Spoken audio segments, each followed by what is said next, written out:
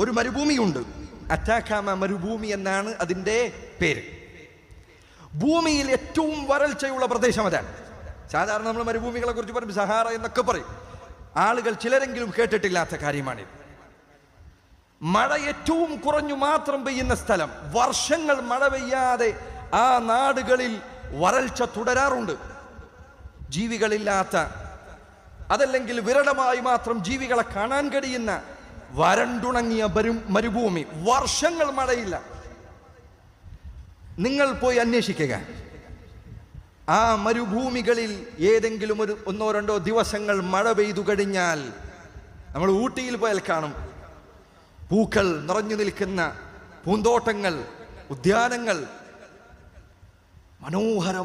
മനോഹരമായ പൂക്കൾ വിടർന്നു നിൽക്കുന്ന, മനോഹരമായ കാഴ്ചകൾ നിറഞ്ഞു നിൽക്കുന്ന താഴ്വാരങ്ങൾ, കിലോമീറ്ററുകൾ നിറയെ ചെടികൾ വളർന്നു പൊന്തിയ കാഴ്ചകൾ നിങ്ങൾക്ക് അവിടെ കാണാൻ സാധിക്കും.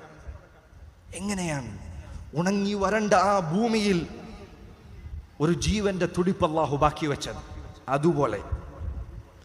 അതുപോലെ അല്ലാഹു മനുഷ്യരെ പുറത്തു കൊണ്ടുവരും.